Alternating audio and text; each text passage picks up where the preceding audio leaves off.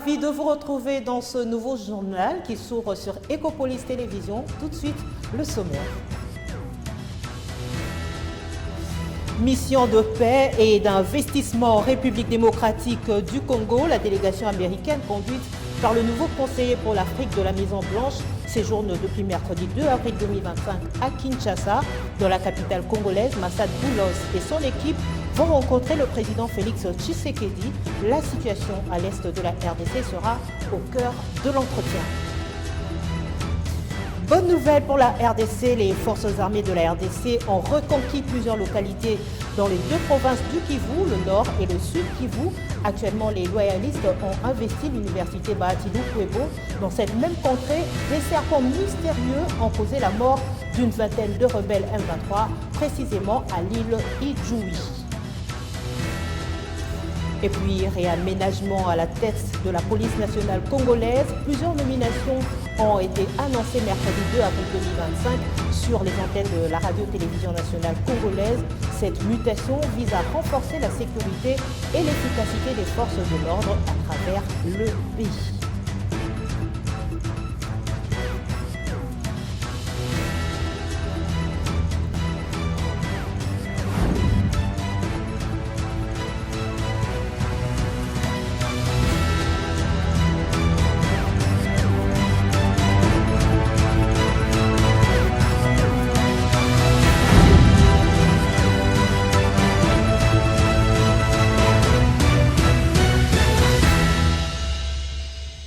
Massad Boulos, le conseiller principal du président américain, séjourne depuis mercredi 2 avril à Kinshasa à la tête d'une forte délégation. Il va rencontrer dans la capitale congolaise le président Félix Antoine Tshisekedi. Le message est clair, les États-Unis tentent de jouer un rôle dans la paix et la stabilité dans la partie est de la République démocratique du Congo.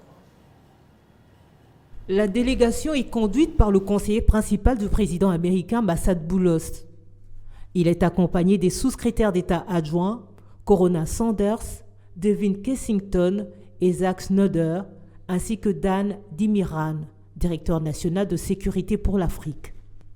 Selon le département d'État américain, Washington est prêt à discuter avec Kinshasa d'un accord dans lequel les États-Unis apporteraient une aide à la sécurité à la RDC en échange d'une facilité d'accès aux minerais rares que regorge le pays.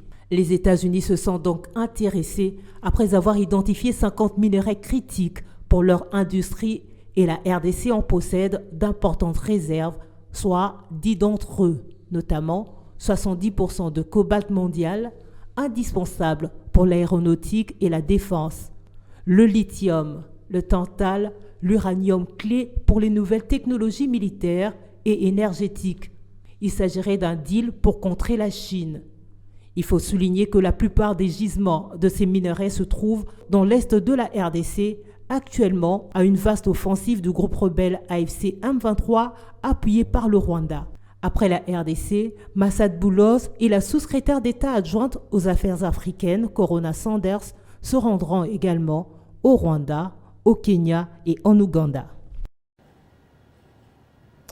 Dans l'actualité également, le chef de l'État, Félix Antoine Tshisekedi, a accordé une mesure de grâce à Marcel Malangou-Malou, un ressortissant américain condamné à mort autrefois dans le cadre de la tentative de coup d'État du 19 mai 2024. L'ordonnance a été rendue publique mercredi 2 avril. La peine capitale prononcée à l'encontre de Marcel Malanga a été commuée en servitude pénale à perpétuité. 2 de ses complices également ont bénéficié de cette grâce. Je vous invite à suivre Tina Salama, porte-parole du président de la République Félix Antoine Tshisekedi.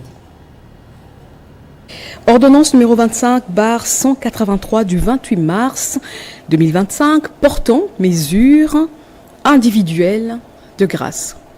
Le président de la République, vu la Constitution telle que modifiée par la loi numéro 11/002 du 20 janvier 2011 portant révision de certains articles de la Constitution de la République démocratique du Congo du 18 février 2006, spécialement ses articles 69, 79, 87 et 221, vus tels que modifiés et complété à ce jour le décret du 30 janvier 1940 portant Code pénal congolais, spécialement son article 34 bis, vu l'ordonnance numéro 24/88 du 11 octobre 2024 portant organisation et fonctionnement du gouvernement, modalités de collaboration entre le président de la République et le gouvernement, ainsi qu'entre les membres du gouvernement, vu l'ordonnance numéro 22/003 du 7 janvier 2022 fixant les attributions des ministères, vu l'ordonnance numéro 24/039 du 28 mai 2024 portant nomination des vice-premiers ministres, des ministres d'État, des ministres délégués et des vice-ministres, vu l'arrêt de la Cour militaire de Kinshasa-Gombe rendu sous RPA 618-24 en date du 27 janvier 2025, condamnant le nommé Marcel Malanga Malou à la peine de mort. Vu le recours en grâce formulé en faveur de l'intéressé par le ministère public, étant entendu que la décision susvisée est devenue définitive sur proposition du ministre d'État, ministre de la Justice et garde des Sceaux, ordonne. Article 1er. La commutation de la peine de mort en celle de servitude pénale à perpétuité est accordée à messieurs Marcel Malanga Malou, sujet américain, condamné le 27 janvier 2025 par décision judiciaire devenue irrévocable à la date du 9 mars 2025. Article 2. Le ministre d'État, ministre de la Justice et garde des Sceaux est chargé de l'exécution de la présente ordonnance qui sort ses effets à la date de sa signature. Faite à Kinshasa le 28 mars 2025, Félix Antoine Tshisekedi Tshilombo, pour copie certifiée conforme à l'original. Le 28 mars 2025, le cabinet du président de la République, Anthony Kinzo Kamole, directeur de cabinet. Diplomatie, on en parle dans ce journal. La ministre d'État, ministre des Affaires étrangères, coopération internationale et francophonie, Thérèse Kayikwamba Wagner, a eu mardi 1er avril dernier un entretien avec l'ambassadeur de l'Allemagne en République démocratique du Congo, Ingo Herbert. Au cours de leur discussion, ils ont abordé plusieurs points cruciaux, notamment la crise sécuritaire et humanitaire dans la partie est de la République démocratique du Congo. Il y avait deux thèmes qu'on a principalement abordés. C'était pour nous, l'Allemagne, comme on a la présidence actuelle d'un groupe international de contact pour discuter avec elle sur le développement actuel en ce qui concerne le processus de trouver une solution pour la situation à l'est du Congo avec l'agression de Rwanda et M23 et les initiatives qui sont prises par SADC, la communauté de l'Afrique de l'Est et de l'Union africaine, et la question comment la communauté internationale pourrait assister à ces efforts pour établir la paix et la stabilité à l'est du Congo. Deuxième point, c'était l'Allemagne est hôte d'une conférence internationale des Nations Unies sur plusieurs ministres des Affaires étrangères et de la défense des autres pays. On attend plus de 150 pays qui vont participer pour discuter, pour faire des missions de peacekeeping plus effectives. Alors l'Allemagne et des autres pays de l'Union européenne et aussi de notre groupe de contact international comme la Grande-Bretagne, Canada, les États-Unis ont pris, comme vous avez mentionné, des mesures qui ont, je crois, déjà eu un effet pour que Rwanda a bien compris que l'agression à l'est du Congo n'est pas acceptée par la communauté internationale. Je l'ai annoncé en titre de ce journal. Bonne nouvelle pour la République démocratique du Congo. Les forces armées de la République démocratique du Congo ont reconquis plusieurs localités dans les deux provinces du Kivu, précisément dans le nord et le sud Kivu. Actuellement, les loyalistes ont également investi l'université Bahati Lukwebo. Dans cette même contrée, des serpents mystérieux ont causé la mort d'une vingtaine de rebelles M23, précisément à l'île Idjoui. La cité de Walikale dans la province du Nord Kivu est passée désormais sous contrôle des forces armées de la République démocratique du Congo et des Wazalendo. La récupération a été faite après d'intenses combats enregistrés dans la nuit de mercredi 2 avril au jeudi 3 avril 2025.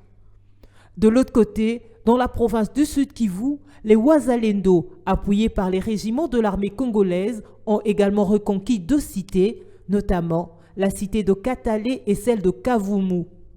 Actuellement, les loyalistes ont délogé les rebelles de l'AFC M23 qui avaient investi l'université Bahati Lukwebo dans la ville de Bukavu. Décidément, dans cette contrée, tout semble tourner en faveur de la RDC qui, à lire les signes, a également le soutien de ses ancêtres, précisément à l'île Idjoui. Ici, une légion de serpents mystérieux pourchasse les rebelles. Ces reptiles venimeux ont déjà causé la mort à une vingtaine de M23 ciblés.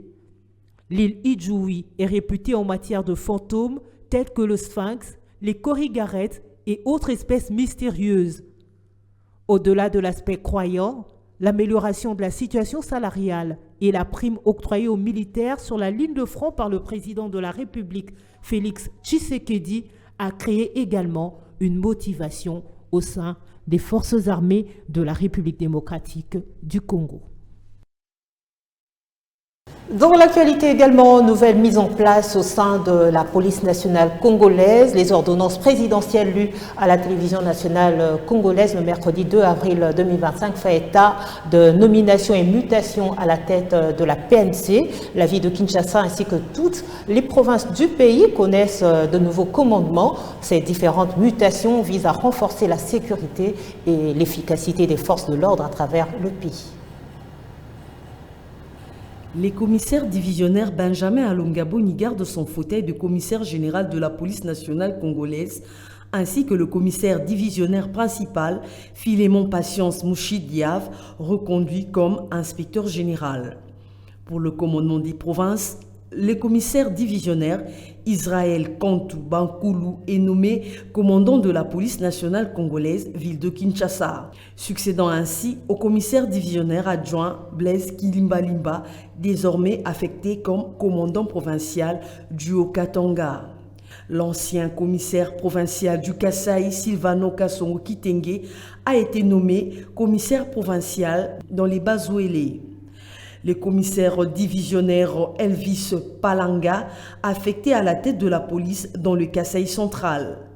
Le commissaire Ngoy Segouloa Kio Séguin est désigné commandant de l'unité de protection des hauts personnalités après de loyaux services en Ituri. Le commissaire divisionnaire Balekoukaï Mouakadi Isaac Bertin est nommé commissaire général adjoint chargé de la police judiciaire au sein du commandement du commissariat général de la police nationale congolaise. Le commissaire divisionnaire Chibangu Tubila Elias a été nommé inspecteur général adjoint de la PNC chargé de l'appui et de la gestion au sein du commandement de l'inspection générale. Jean-Félix Safari prend la tête de la Légion nationale d'intervention en remplaçant du commissaire divisionnaire Magnat Kabealeni. Toutes ces mises en place renforcent la détermination du commandant suprême de FRDC de la police nationale Félix-Antoine Tshisekedi dans la matérialisation de sa vision de sécuriser la population congolaise et ses biens.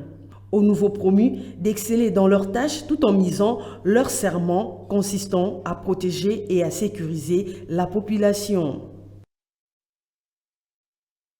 Dans un registre un peu similaire, 2500 magistrats civils et militaires ont été nommés la nuit de mardi à mercredi 2 avril 2025 par le président de la République Félix-Antoine Tshisekedi. La liste complète des nommés sera publiée sur la liste sur le journal officiel du Conseil supérieur de la magistrature, comme nous le rappelle ici la porte-parole du chef de l'État, Tina Salama. Ordonnance d'organisation judiciaire numéro 25/179 du 28 mars 2025 portant nomination des 4 magistrats militaires du ministère public. Revue l'ordonnance d'organisation judiciaire numéro 23/071 du 6 juin 2023 portant nomination des magistrats civils du ministère public, vu les dossiers personnels des concernés dont les noms ci-dessous, vu la nécessité et l'urgence, sur proposition du Conseil supérieur de la magistrature, ordonne. Article 1er. Sont nommés magistrats militaires du ministère public au grade de substitut de l'auditeur militaire de garnison, les magistrats civils du ministère public dont les noms, post-noms, prénoms et matricules suivent. Alumba Mouteba Adonis, matricule G 004519. Ifanga Vincent, matricule G 004518. Madame Kiasakula Mwango Louise, matricule G 004334. Madame Bilolo Chiboaboa Rebecca, matricule G 003895. Article 2, sont abrogées toutes les dispositions antérieures contraires à la présente ordonnance.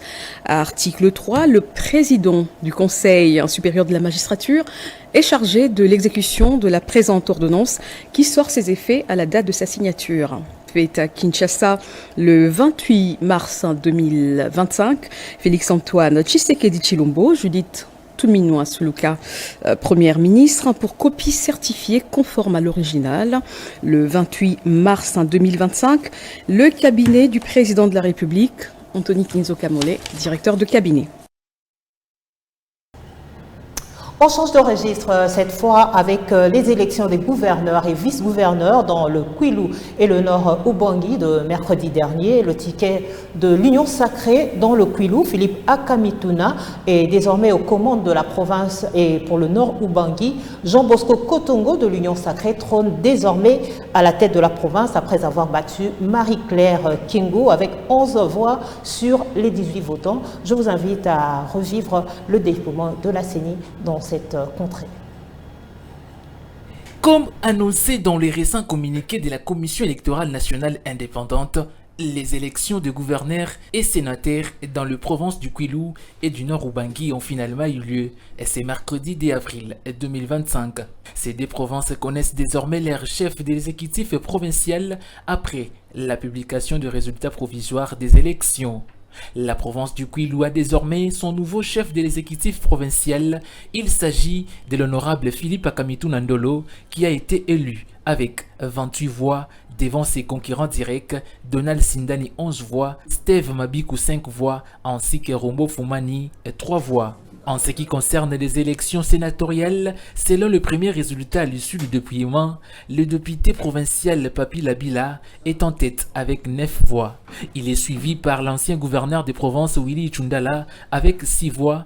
Les sénateurs honoraires de la législature passée, Jean-Philibert Mabaya, a lui aussi obtenu 6 voix et Marianne Bakele a quant à elle obtenu 5 voix. Ce sont les 4 premiers qui seront probablement proclamés élus sénateurs pour la province du Kwilu. L'élection des sénateurs constitue également un enjeu majeur pour la province du Kwilu avec 4 sièges à pourvoir. Autre chose, lancement lundi 31 mars 2025 de l'atelier d'appropriation de la stratégie nationale de promotion des exportations et diversification par l'Agence nationale pour la promotion des exportations ANAPEX en sigle. Cet atelier vise à accroître le volume des exportations de la République démocratique du Congo en tirant profit des opportunités qu'offrent d'autres marchés.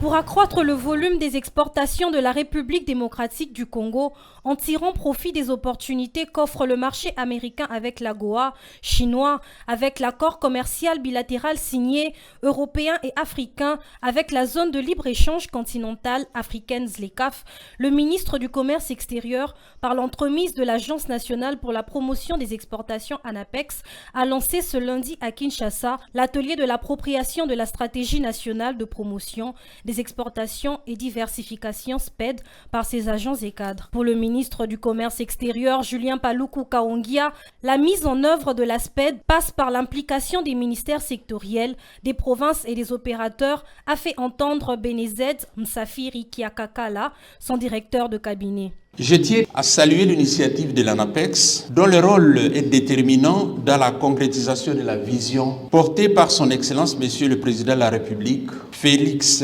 Antoine Tshisekedi. La SPED RDC n'est pas simplement une stratégie, elle est plutôt un pacte national pour la transformation de notre économie en développant des filières agricoles, agro-industrielles et manufacturières compétitives. Exposant sur les objectifs, enjeux et axes stratégiques de la SPED, focalisés sur la diversification de l'économie congolaise, le professeur Henri Gerendawele a insisté le cadre opérationnel de la stratégie nationale de la promotion des exportations et diversification SPED. Il faut d'abord que toutes les institutions s'impliquent réellement dans cette mise en œuvre. Vous avez les ministères de l'Agriculture, les ministères de la Pêche, les ministères de l'Élevage qui sont dans les secteurs productifs, l'industrie.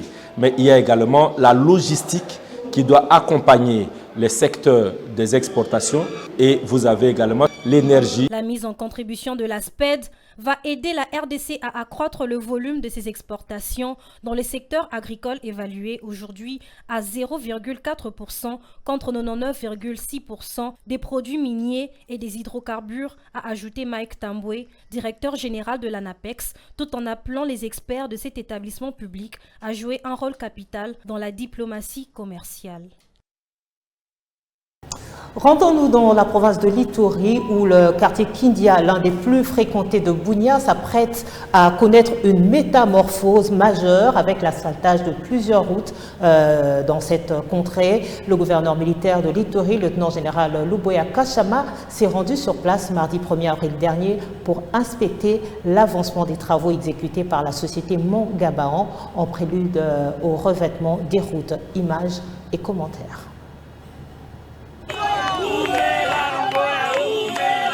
Ces cris d'exaltation et ovation, c'est la jubilation des habitants du quartier Kindia à la suite du début des travaux d'asphaltage du boulevard situé dans la commune de Nyakasanza. De la sécurité au développement, le gouverneur militaire d'Ituri a surpris agréablement la population et sa présence ouvre la voie d'une nouvelle ère à ces points chauds de la ville de Bunia. L'asphaltage de cette avenue, long d'environ 6 km, s'ajoute désormais sur la longue liste des quartiers bénéficiaires du projet de la modernisation de la voirie urbaine. Pour moi, Luboya, c'est la lumière en ville de Bunia. C'est pourquoi il a passé à nous. À Kindia, nous étions déjà dans le désespoir. La lumière, c'est Luboya en personne. Nous sommes très contents. Comme les travaux ont déjà commencé, nous espérons que ces travaux seront d'une bonne qualité. Fiers de l'esprit patriotique dont fait preuve les habitants de ces quartiers, le lieutenant général Luboya Kashama Johnny lance ces travaux qui vont complètement transformer Kindia. Pour moi, je tiens vraiment à féliciter d'abord cette population parce que c'est une population qui veut la paix. Et ça vraiment, il faut le rappeler. Quand la population veut la paix, elle y arrive. Et le gouvernement vient aussi pour faire davantage. Dit-on, Kindia, c'est Kin. Ces travaux seront exécutés par l'entreprise Mont-Gabaon pendant 12 mois, a fait savoir le directeur provincial adjoint de l'OVD. Le premier tronçon va prendre 3 km, donc du marché Yambi jusqu'au stade, qui puis deuxième tronçon, ça va prendre de rond-point Ouagadougou jusqu'à Délé, c'est 1 km. Bon, on aura encore les derniers tronçons de mairie jusqu'au quartier Kindia ici. Ça va prendre 1 km. Le délai d'exécution, c'est 12 mois. Il faut le dire, depuis l'avènement de l'état de siège, l'Ituri a pris l'ascenseur du développement, l'un des facteurs clés de la pacification, ainsi que la restauration de l'autorité de l'État. C'est là grâce au vouloir irréversible du président Tshisekedi, traduit en Ituri par le lieutenant-général Luboya Kashama Johnny. Et puis ce communiqué officiel avant de nous quitter, il s'agit du ministère de l'Emploi et du Travail qui porte à la connaissance du public en général et des organisations professionnelles d'employeurs publics en général et des organisations professionnelles d'employeurs et de travailleurs en particulier qu'au terme de l'ordonnance numéro 23/042 du 30 mars 2023 fixant la liste de jours fériés légaux en République démocratique du Congo, la journée du 6 avril 2025 consacrée au combat de Simon Kimbangu et à la conscience africaine tombe le dimanche. La journée précédente du samedi 5 avril 2025 est déclarée chômée et payée sur toute l'étendue du territoire national. S'agissant des services publics, la journée du vendredi 4 avril 2025 est déclarée chômée et payée conformément à l'article 1er du décret numéro 24/09 du 17 février 2024 portant règlement d'administration relative à la discipline. Fête à Kinshasa le 1er avril 2025, Ephraim Akwakwa Nawetu. Voilà qui boucle ce journal. Merci de votre fidélité à votre chaîne. On se retrouve très vite pour un nouveau journal, toujours sur Ecopolis Télévision.